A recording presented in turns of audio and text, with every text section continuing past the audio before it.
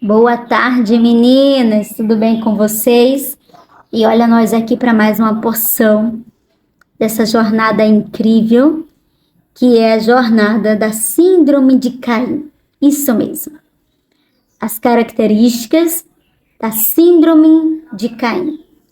Eu espero que você esteja sendo edificada e que com muita calma você veja cada vídeo e vá sendo ministrada, porque de fato o Senhor ele tem nos ensinado algumas coisas sobre a síndrome de Caim.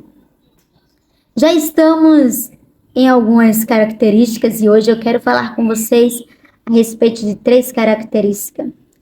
E são características que marcou o comportamento, a trajetória de Caim.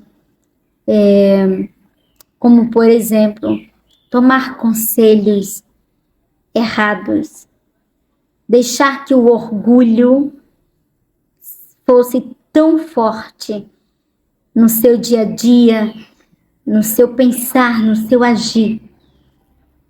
E para isso, você sabe que o texto de Caim está no livro de Gênesis, capítulo 4. Pegue a sua Bíblia, vamos manuseá-la.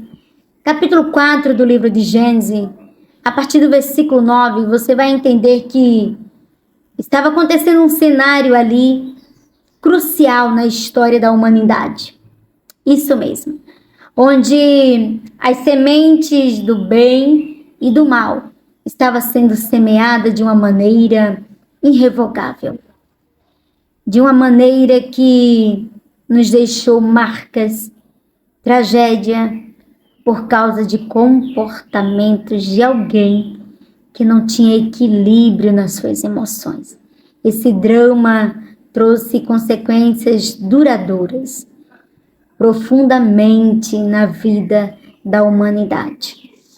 No livro de 2 Samuel, capítulo 16, o versículo 20, preste atenção, que vai dizer assim o texto: Absalão procurou o conselho de Aitofel e lhe indagou: dai-nos o teu parecer, que devemos fazer?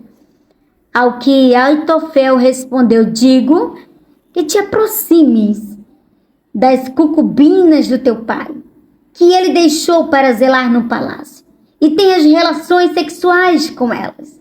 Deste modo, todo Israel saberá que te tornaste repugnante e odioso perante o teu próprio pai.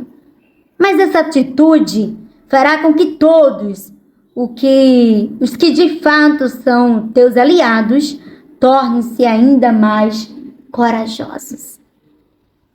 Esse foi o conselho de Aitofel, que era conselheiro do rei Davi, para orientar como Absalão, filho de Davi, iria tomar o trono de seu pai.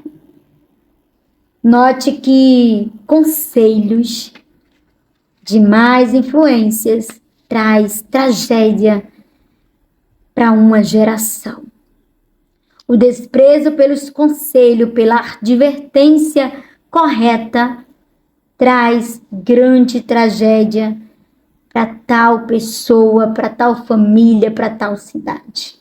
Desprezar significa reduzir o valor de algo ou de alguém, ou de si próprio. Fazer pouco, desvalorizar.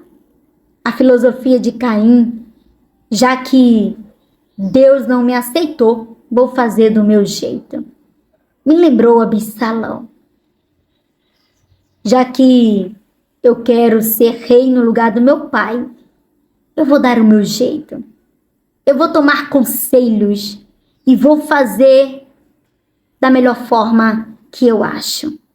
Caim, com essa sua filosofia de desprezar o conselho do Senhor e dar lugar para sua pulsão, para o seu orgulho, porque orgulho é um sentimento egoísta, de admiração pelo próprio mérito e o excesso de amor próprio.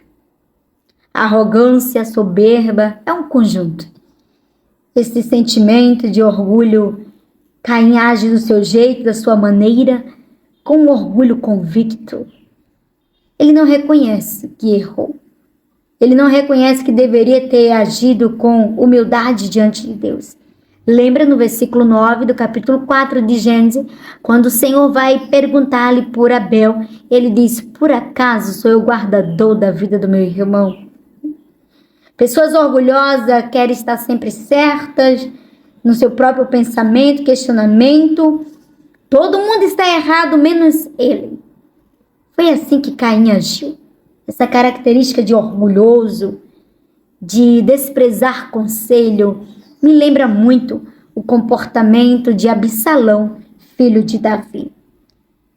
No livro de João, eu quero ler com você, no livro de 1 João, epístola, né?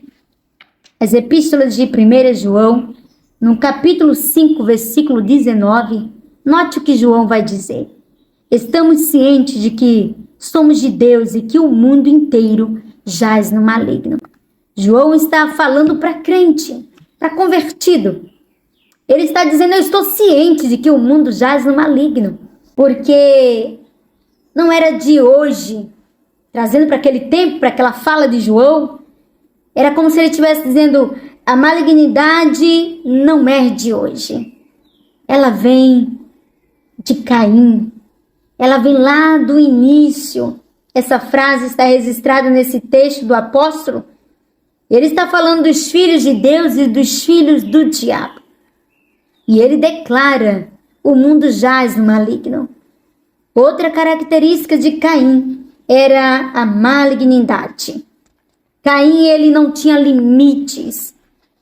Ele só queria preencher o seu próprio eu, o seu orgulho, o desejo de praticar as suas próprias vontades.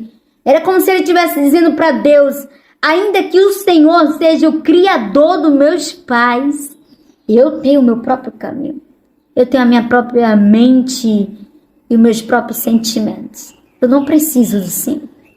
Era como se ele estivesse falando isso com aquela atitude de assassinar Abel. O maligno nesse contexto é usado por João para dar referência a Satanás e a sua maldade. Pessoas malignas maquinam maldade, carregam um coração cheio de frieza, planos maus, influência para satisfazer os seus próprios desejos, como eu mencionei, Absalão. Essas atitudes malignas são conduzidas pelas hostes espirituais da maldade, que trabalham para levar os homens à ruína. Você conhece alguém assim? Que é tão maligno, que é tão mau, que planeja, e não só planeja, como executa coisas terríveis, e não está nem aí se vai causar algum dano a outra pessoa. Cuide para que não haja ninguém assim no meio de vós. Cuide para que não haja nenhum homem, nenhuma mulher assim no meio de vós, com um coração mau, com planos arquitetados e com uma influência maligna. Tenha cuidado para que o orgulho não venha cegar as suas atitudes que o Senhor não aprova. Eu costumo dizer que o sentimento do orgulho, como ele é um excesso do amor próprio, ele vem sorrateiramente de uma forma que às vezes a gente não percebe. Às vezes estamos sendo tão orgulhosos e não percebemos.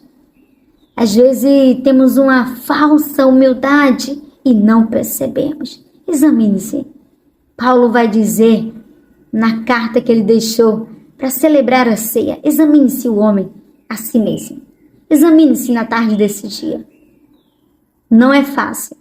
Ao ler esses textos, ao escrever, eu estou sendo ministrada e eu estou pedindo direcionamento ao Senhor, para que não haja orgulho em mim, a falta de conselho sábio. Entenda isso. Deus abençoe a sua vida.